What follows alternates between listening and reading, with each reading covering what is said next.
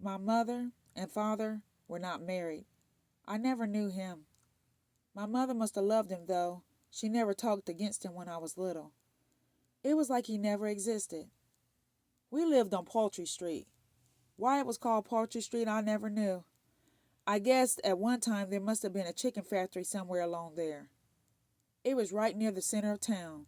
I could walk to the state capitol in less than 10 minutes. I could see the top, it was gold, of the Capitol building from the front yard. When I was a little girl, I used to think it was real gold, shining up there, and then they brought an eagle and put him on top. And when I used to walk up there, I couldn't see the top of the building from the yard. It was so high. And I used to reach down and run my hands over the grass. It was like a rug. That grass was so springy and silky and deep. They had these big old trees, too, oak and magnolia. And I thought the magnolia tree was beautiful. And one night I climbed up one of them and got a bloom and took it home. But the air in our house blighted it. It turned it brown the minute I took it inside and the petals dropped off. Mama worked in private homes. That's how she described her job. It made it sound nicer. I work in private homes, she would say, and that sounded nicer, she thought, than saying I'm a maid. Sometimes she made $6 a day, working in 2 private homes. Most of the time she didn't make that much. By the time she paid rent and bought milk and bananas, there wasn't anything left. She used to leave me alone sometimes because there was no one to keep me. And then there was an old lady up the street who looked after me for a while. And by the time she died, she was more like a mother to me than Mama was. Mama was so tired every night when she came home. I never hardly got a chance to talk to her. And then sometimes she would go out at night or bring men home. But they never thought of marrying her. They sure didn't want to be bothered with me. I guess most of them were like my own father, had children somewhere of their own that they'd left, and then they came to my mama, who fell for them every time. And I think she may have had a couple of abortions, like some of the women did, who couldn't feed any more mouths. But she tried. Anyway, she was a nervous kind of woman. I think she had spells or something because she was so tired. But I didn't understand anything about exhaustion, worry, or lack of proper diet. I just thought she wanted to work, to be away from the house. I didn't blame her.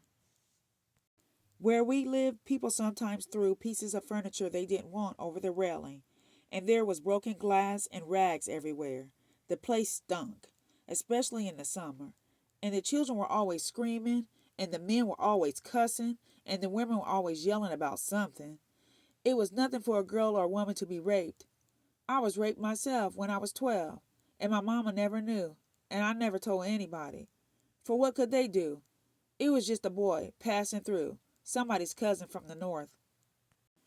One day my mama was doing a day's work at a private home, and she took me with her. It was like being in a fairyland. Everything was spotless and new, even before mama started cleaning.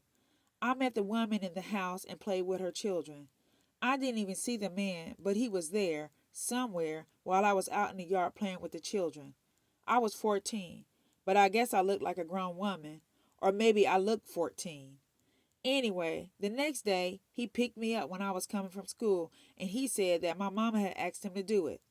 I got in the car with him. He took me to his law office, a big office in the middle of town, and he started asking me questions about how do you all live, and what grade are you in, and stuff like that. And then he began to touch me, and I pulled away, but he kept touching me, and I was scared. He raped me. But afterwards, he told me he hadn't forced me, that I felt something for him, and he gave me some money. I was crying going down the stairs. I wanted to kill him. I never told Mama. I thought that would be the end of it. But about 2 days later, on my way home from school, he stopped his car again and I got in. This time we went to his house. Nobody was there. He made me get into his wife's bed. After we had been doing this for about 3 weeks, he told me that he loved me. I didn't love him, but he had begun to look a little better to me. Really, I think, because he was so clean. He bathed a lot and never smelled alive, to tell you the truth. Or maybe it was just the money he gave me or the presents he bought. I told Mom I had a job after school babysitting, and she was glad that I could buy things that I needed for school. But it was all from him. This went on for 2 years. He wouldn't let me get pregnant, he said, and I didn't. I would just lay up there in his wife's bed and work out algebra problems or think about the new things I was going to buy. But one day, when I got home, Mama was ahead of me, and she saw me get out of his car. I knew when he was driving off that I was going to get it. Mama asked me, didn't I know he was a white man? Didn't I know that he was married with 2 children? Didn't I have any good sense? And do you know what I told her? I told her he loved me. Mama was crying and praying at the same time by then. The neighbors heard the both of us screaming and crying because Mama had beat me almost to death with the cord from the electric iron. She had just hacked it off the iron, still on the ironing board. She beat me till she couldn't raise her arm. Then she had one of her fits, just twitching and sweating and trying to claw herself into the floor. This scared me more than the beating. That night she told me something I hadn't paid much attention to before. She said, on top of everything else, that man's daddy goes on TV every night and says folks like us ain't even human.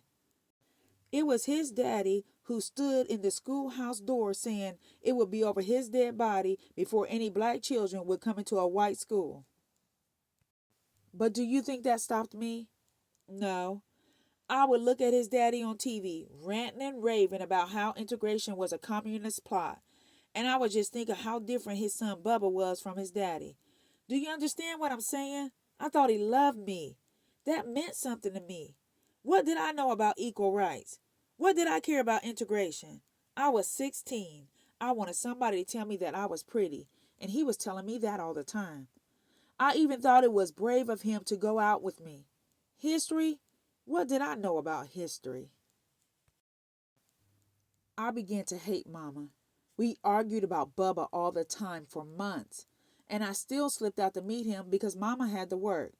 I told him how she beat me and about how much she despised him. He was really pissed off that any black person would despise him, and about how she had these spells.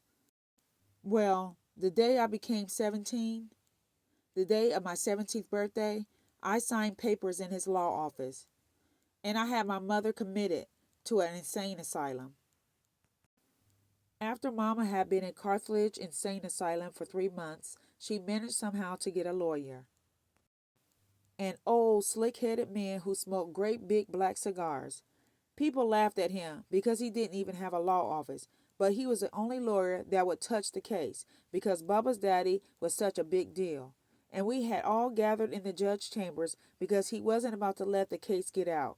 Can you imagine if it had? And Mama's old lawyer told the judge how Bubba's daddy had tried to buy him off. And Bubba got up and swore he never touched me. And then I got up and said Mama was insane.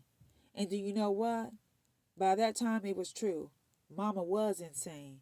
She had no mind left at all. They had given her shock treatment or something.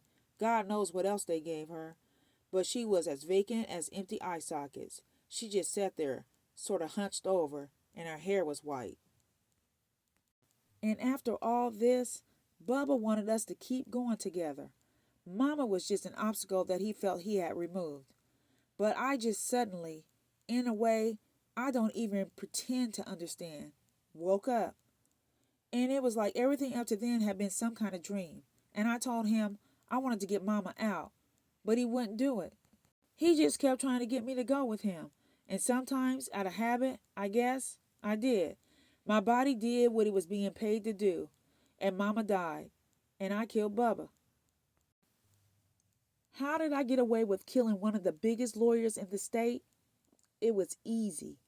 He kept a gun in his desk drawer in the office, and one night I took it out and I shot him. I shot him while he was wearing his thick winter overcoat, so I wouldn't have to see him bleed. But I don't think I took the time to wipe off my fingerprints, because to tell the truth, I couldn't stand it another minute in that place. No one came after me, and I read in the paper the next day that he had been killed by burglars. I guess they thought burglars had stolen all the money Bubba kept in his safe, but I had it. One of the carrots Bubba always dangled before me is that he was going to send me to college. I didn't see why he shouldn't do it. The strangest thing was, Bubba's wife came over to the house and asked me if I minded looking after the children while she went to Bubba's funeral. I did it, of course, because I was afraid she'd suspect something if I didn't. So on the day he was buried, I was in his house, sitting on his wife's bed with his children, eating fried chicken his wife Julie had cooked.